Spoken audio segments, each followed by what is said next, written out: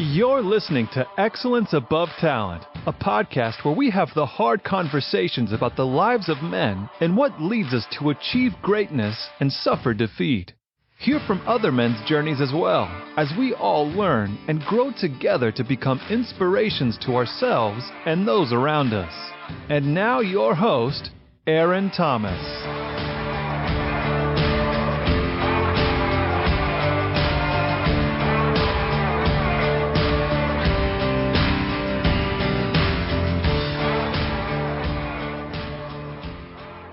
What's up, my beautiful people? Aaron Thomas with Excellence Above Talent. So, today is a brother's birthday. I am now 36. And what a difference a year can make. I kind of just want to do an update, give y'all an update of what's going on in my life. Kind of what happened last July 1st and then what's happening now. It's not even close how different my life has become. It's not even close. So, last year around this time, I was in Cancun, living it up with my ex-wife. We wasn't happy, and I understand and knew that, and so I was hoping that maybe this trip would help, us gain closeness and create a space where we could figure things out and where we could grow and continue to try to make this relationship work. But Cancun, I think, was the tipping point of it all. There were times where some of her friends would walk up to her and say, "Hey, I love you," and that made me feel some type of way. What does that mean? But I guess she was carrying the weight of being unhappy on her face, and I was just trying to make it through, honestly. We got back to Odessa, and we had an argument, and I was talking about divorce, and she was like, "I want one. Go ahead. I don't want to be with you anymore." And we had these conversations before, so I didn't think it was true. I thought maybe there would be a chance. And so I went out of town that weekend. I told her I'll start looking for apartments because she said she was 100% through, and I didn't want to be around someone who doesn't want to be around me. And so I went out of town and came back thinking, okay, maybe from this space that, we had, that things would kind of go back to how they usually do when we have these conversations. But at this point, she had already talked to her family and friends, and she was 100% committed. And I could not do anything other than to move out. So I think around July 19th, maybe, moved out. Heartbroken. It sucks. You always hope that you didn't want to be a statistic. Half the marriages don't work in the U.S. You don't want to be the half that didn't. But I was the half that didn't. And so it sucked. For the first maybe 4 months, wilded out. I went crazy, drinking, partying. I had paid off a truck. I turned it into Carvana for some money. Got a BMW, which I couldn't afford. I got a credit card. I was just doing dumb things. And I was doing it in the hopes of surrounding myself with people essentially that, like the party side of Aaron, but the other side where he was trying to get his life together, they don't really like too much. And so I struggled for about 4 months, and I did something very stupid. We were very early on in this divorce process. I jumped on Bumble and started talking to a female, and there was a boys and girls club banquet, and I took this woman with me, and Erica was there, and it was just a hot mess. I knew, we had just maybe a month and a half, 2 months. She was like, "I want a divorce," and I was just kind of I don't know, out of spite, being immature, took someone else with me, and it was just dumb. It was one of the dumbest decisions I could have made, because it was hurtful. It was hurtful to Erica. It was hurtful to, the person I took. It's just, again, I was in like a immature, petty type of feeling. And so that happened. And I was just partying. Club after Monday, Tuesday, Wednesday, Thursday, Friday, Saturday, Sunday, club after club, strip club. 5, 6, 7 o'clock in the morning. It was just like a all week thing. And then in October, I finally, was like, okay, enough's enough. I had to get my life back together because I'm still helping people. I'm still working with young kids. I'm still trying to, help them figure out their lives, while mine is deteriorating.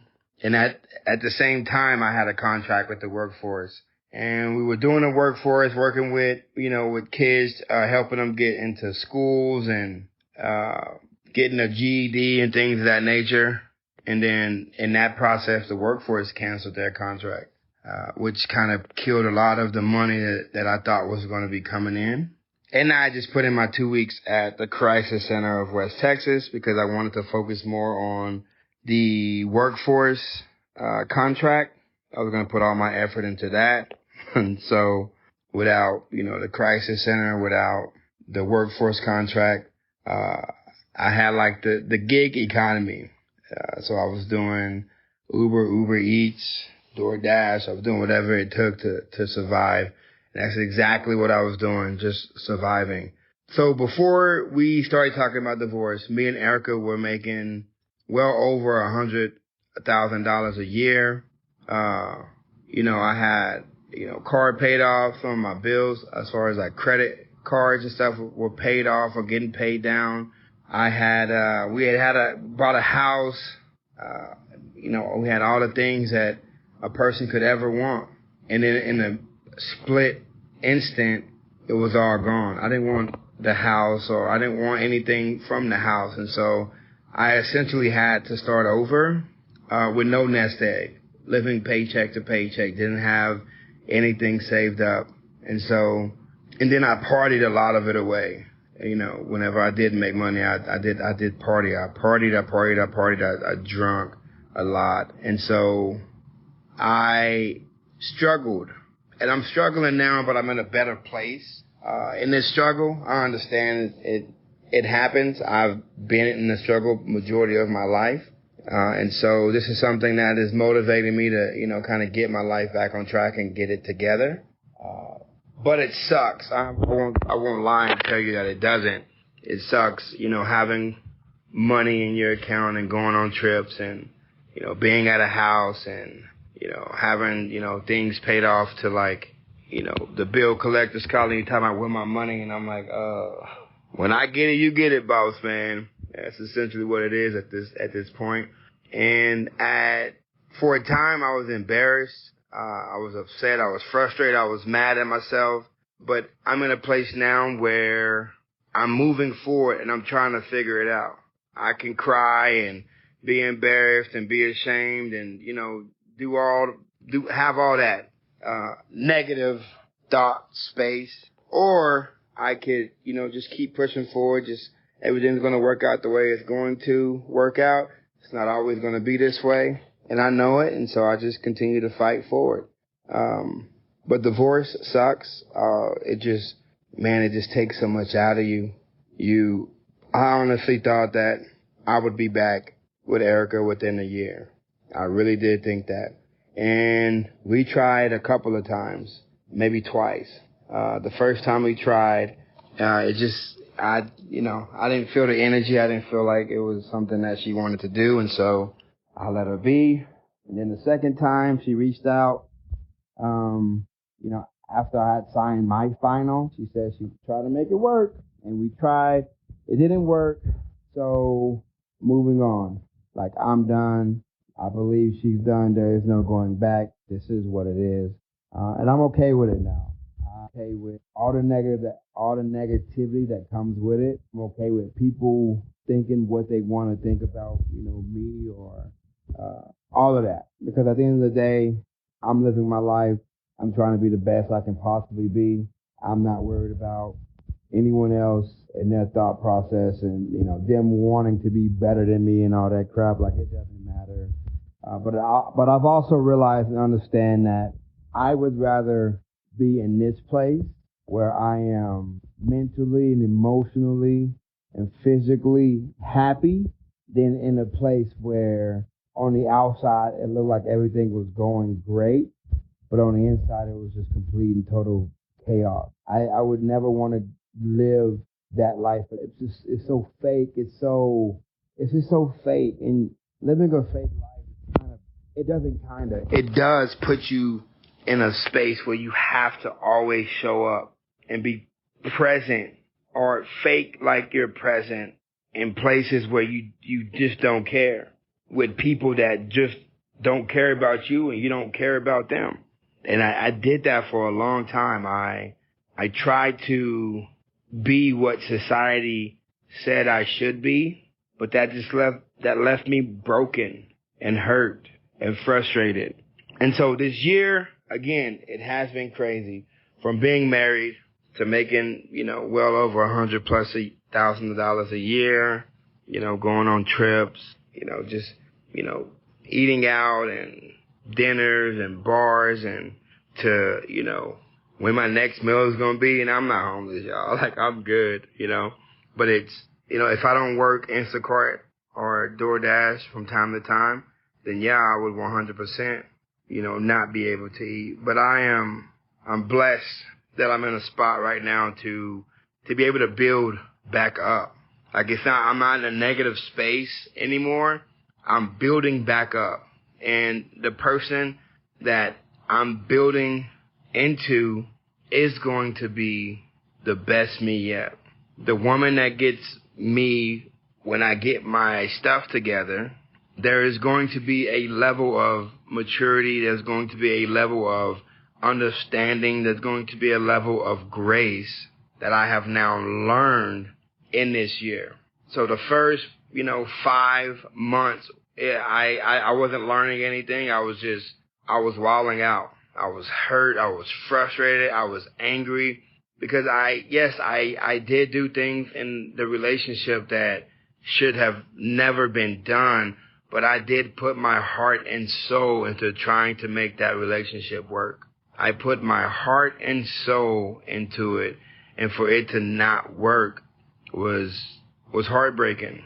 And then, trying to make it work twice, I put my heart and soul in that when we tried to make it work as well.